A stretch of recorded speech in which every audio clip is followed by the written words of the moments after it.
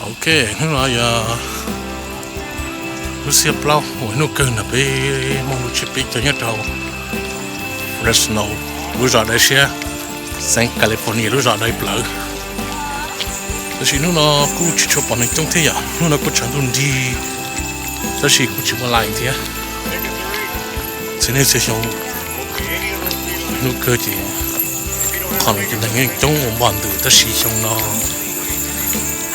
thì rồi mình bông tròn nó tên này họ lựa ta là gì mình cũng phải thấy chút chừng nè nhưng mà sau sẽ dùng gì chả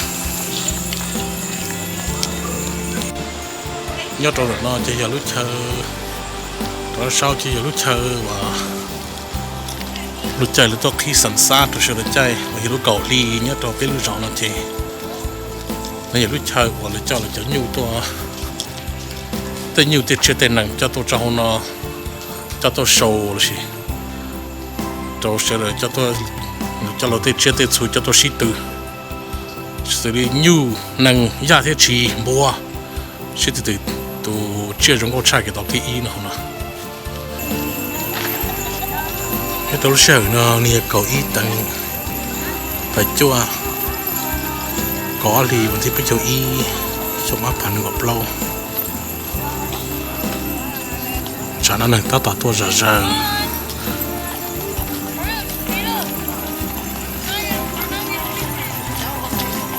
một chỗ bị chọc bao đó chỗ chế là một chỗ chọc bao nó bây giờ ít nhận đồ tổ kỹ thì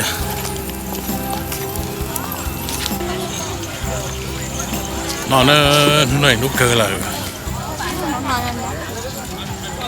từ chỉ tao tôi nói chỉ tôi xem mấy chồng nữa tôi nói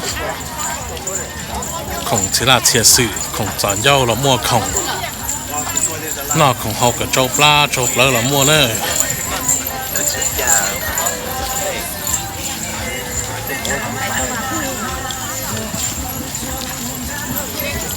thì không là thiệt nó này bây giờ nhát thì luôn bù thiệt thì rồi mà là cô gì khác cứ gầu đi tôi thấy là cho vendor nó thế này biết chúng nó mà học thì nên thời xong xí nè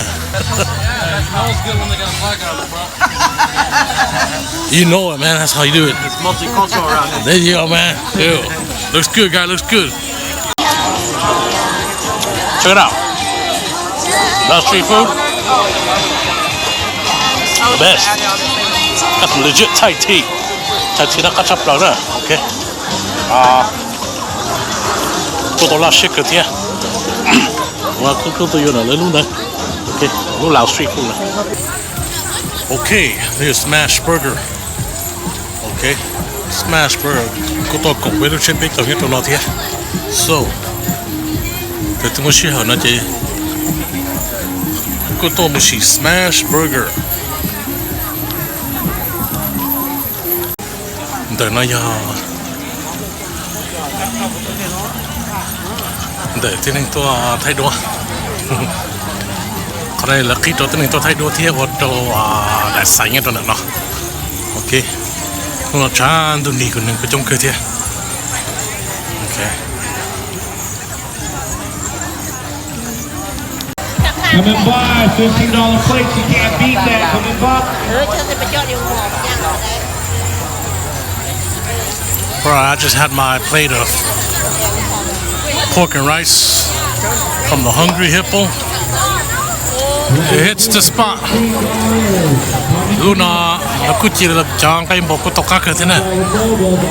Cứ chỉ tao, cứ chỉ khó, nó tao các Hungry Hippo nó chỉ ấy lúc à, cứ bảo tôi tự nhiên tôi trong mặt các cần cầu lại thiệt.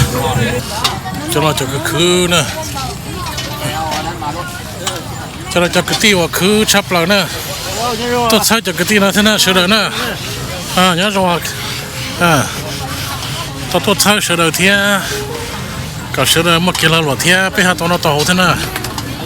Good brother. Okay. Come support all the vendors. This is where all the hard workers at. Okay. Cho nó chắp bóng mà mình chống tạ đó. Cho nó.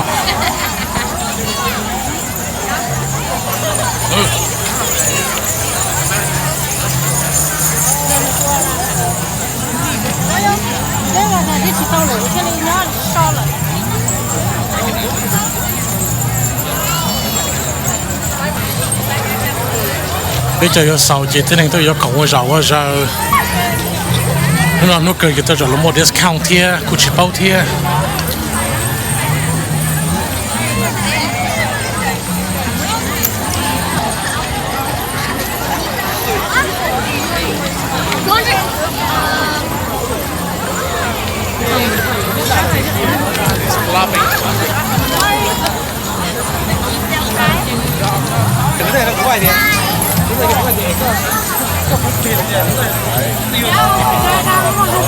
bây giờ chỉ mới từ lon down rồi cho nó có bỏ đi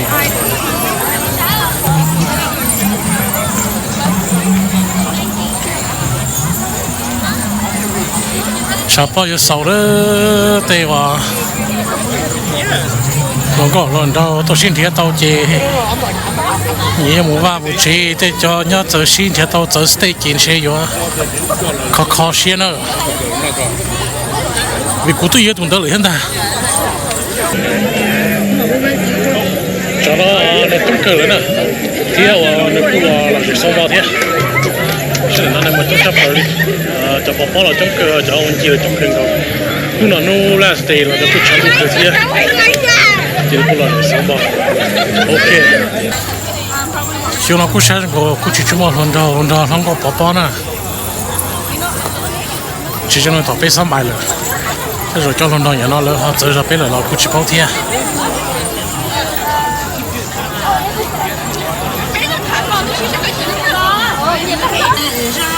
cho nó bỏ một tuần thì tao tụi lu là chỉ trong một ngày tuần thì tao tụi cho cũng chỉ bao đi nữa vì thế bé lu xe vì đua là lần thế chứ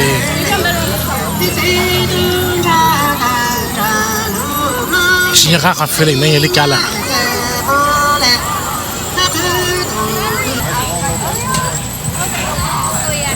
Oh, let's go see grandma. Come on.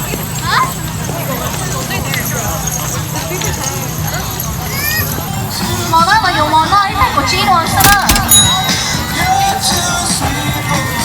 chả này ta có chi nữa Mà dùng món đó phải có chi rồi sao? cậu chỉ là sao nhầm lo nó đọc picture nhớ thấy đọc picture chỉ bao đi The Hungry Hippo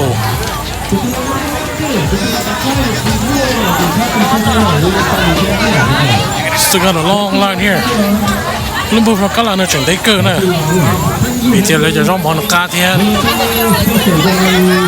cá to xì xì thế này ok chả nó làm một chuyện nữa chả nó thay một thay là cho nó cố xử cái chả nó有冇晓得对话空个这是 ok sẽ chặt hoa rồi cơ đấy xong đó nè cứ xong trong cơ thế cũng chỉ một tấm mình chi tiết cho đi cùng nó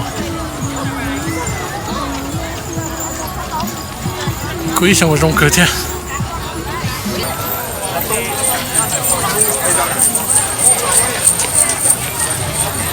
cho nó chơi sẽ được pin sạc khủng yêu mua vào một chế rồi nữa cho nó nhưng mà nó sạc khủng rồi nè có một chế là muốn nè ta lấy trong áp phản này có lâu nè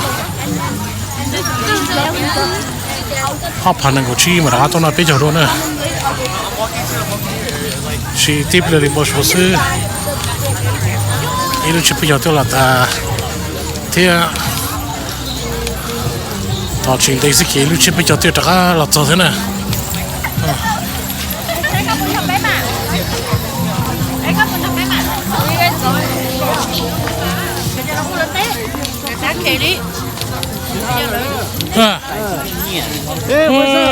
nó不用这是啥天nó lọt这是啥天吧 OK 天吧là cho OK 妹妹怎么好妹妹叫 OK 没呀 OK 妹妹到这来去到这有了事这到多远了这让家里有人被这一直跑的到让到还不让这种让吧让兄弟嘛 OK 你这样呢 OK 这样呢呀 brother 你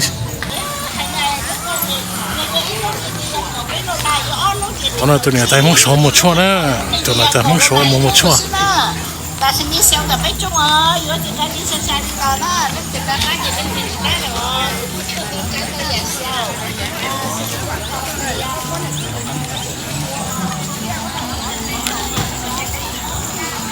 有到几呢？冇呢？有到几哇？怎么真动呢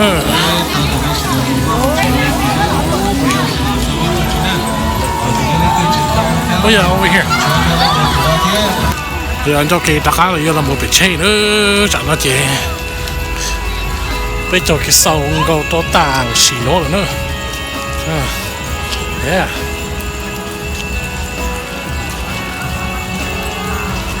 Bây giờ chơi xong câu tàng xì nó rồi.